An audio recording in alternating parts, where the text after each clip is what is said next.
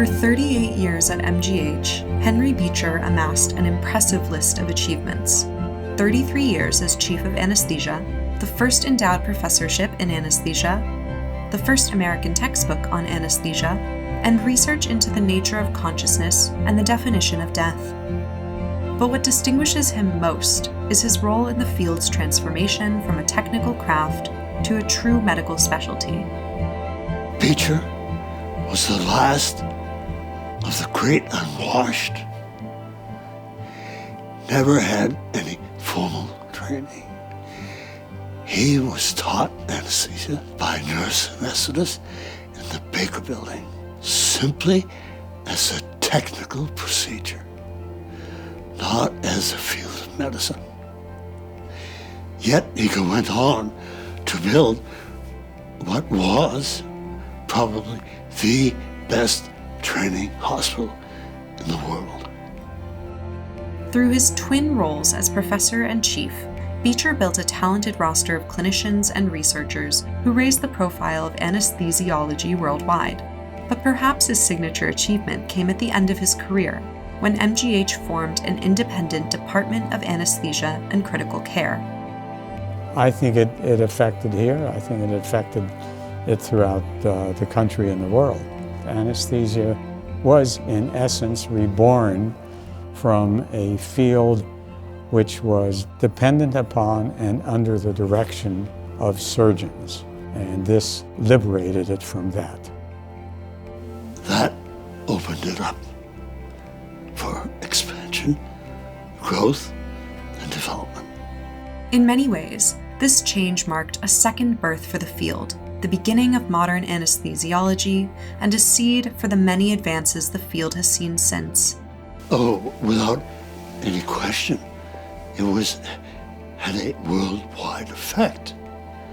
The growth of the field of anesthesia from a technical exercise to a widely practiced and respected field of medicine. Whether you measure it by the impact of the field on intensive care or the impact of surgical or obstetrical anesthesia. Nobody can deny that today.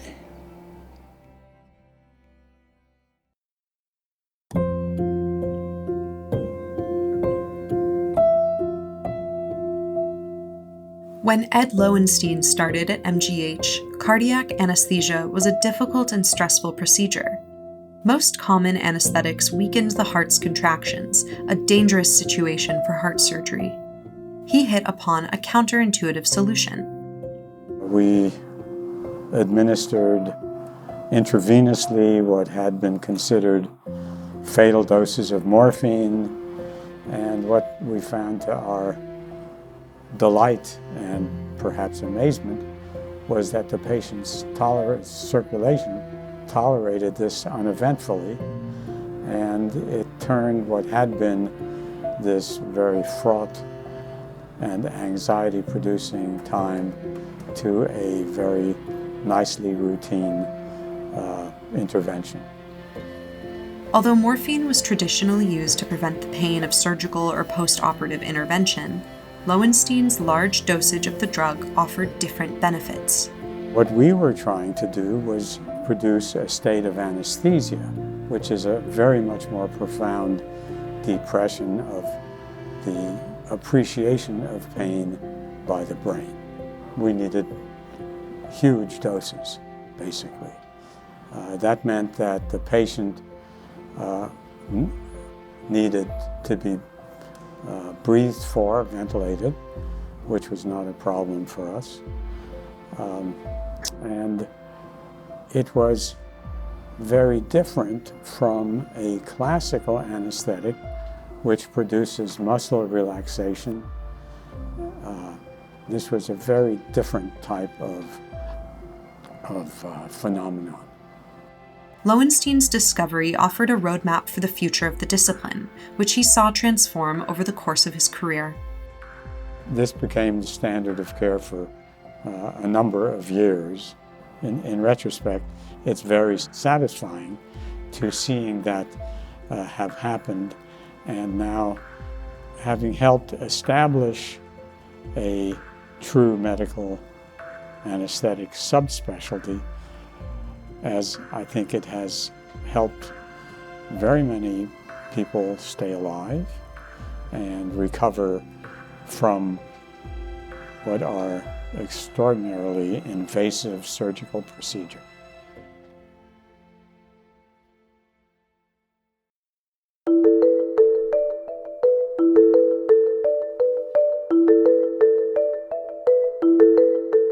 An engineer in a field of doctors, Jeff Cooper set out to build a machine that could help make anesthesia safer. He ended up revolutionizing the field of patient safety. Our group set out to build what arguably became one of the first microprocessor-based medical instruments, an anesthesia machine that would help prevent errors. We just started talking to people, interviewing them about the things that went wrong. We were looking for equipment issues, but we just asked open-ended questions, and they told us about everything. So we didn't just focus on the equipment. Like good scientists, we explored the things that were the surprises, and that set me out on a whole career of patient safety. It wasn't long before this focus led to an entirely new way of thinking about safety-centered medical systems. He saw way back that it wasn't just identifying sources of human error and fixing it, that it was this whole giant trajectory towards things that like just cultures and that the richness of how you train people to operate in teams that perform flawlessly. I mean, it's just breathtaking.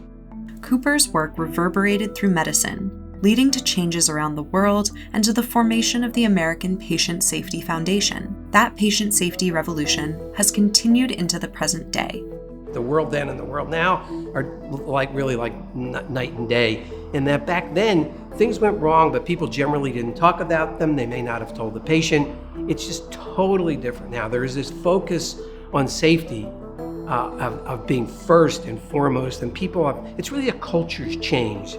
That people think much more deeply about how things go wrong. The language that people use when something does go wrong is different. They use words that come from human factors. They're really sensitive to how people make mistakes. They're a lot less blameful. Don't get me wrong, there's still blame there, but people are much more caring and sensitive and understanding about how things go wrong, how people make mistakes, and it's the system that has to be fixed.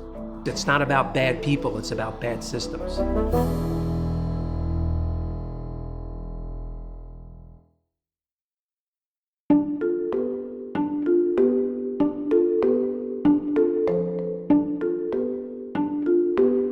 Dr. Warren Zapol is a man of many accomplishments.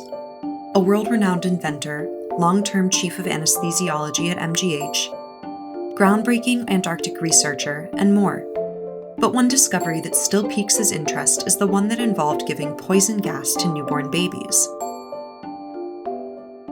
Nitric oxide was known as a poisonous gas, and every gas cylinder had a skeleton's head and a crossbones beneath it to convince you that it was poisonous. So most people were fascinated by my fascination with nitric oxide. They thought I was totally crazy. Though poisonous, nitric oxide was also known as a vasodilator. It could reduce blood pressure locally. Zapol suspected it could help newborns with pulmonary hypertension. So we began to give babies here at MGH nitric oxide to inhale. And as soon as the baby would breathe nitric oxide, it would turn pink. So we turned blue babies pink. And in a nutshell, they all got better. Today, nitric oxide saves thousands of babies a year. Meanwhile, working with MGH colleagues, Zapol has helped expand the gas's availability worldwide while finding new uses for it, such as saving COVID patients. Warren's amazing. I mean, Warren has taken ideas from his sheep experiments and translated them into, very concrete therapies that have basically changed the practice of medicine, ECMO, and also, nitric oxide. And it's one thing to have an idea, okay? It's one thing to show that it works in animal models. It's another thing to translate that into a therapy that someone can use in the operating room, in the ICU. And I just think that's like amazing. That's like off the scale. That's what I want to do when I grow up. I think the joy of MGH is how many smart people there are that turn up and help you. And they're quite open and positive, and I can just think of a dozen I worked with over these 50 years who really make every day more interesting.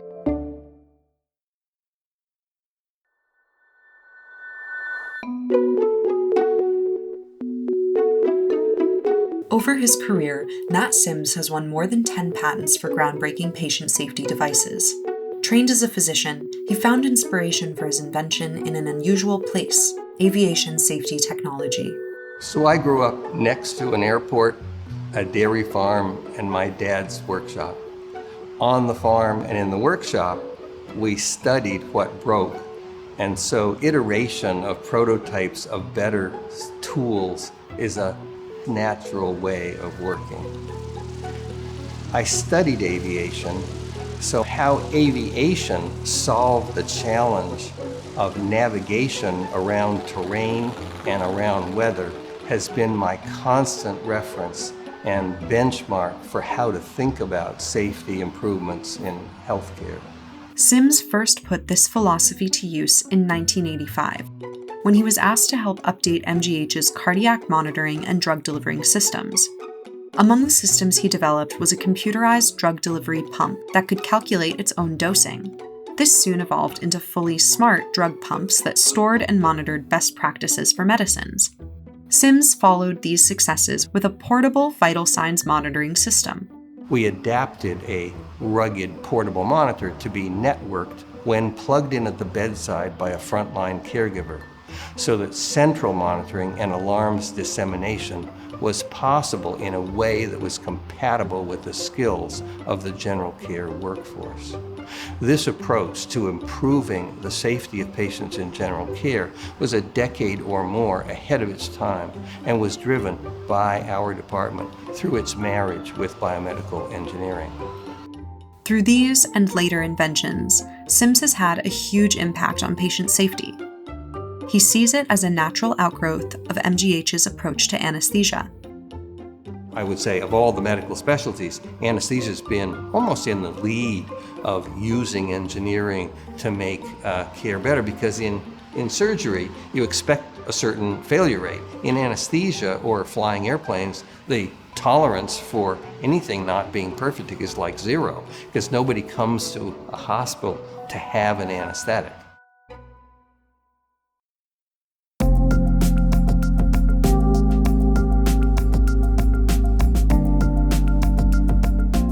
Emory Brown's interdisciplinary approach to the study of anesthesia has led him to transform the field's understanding of consciousness.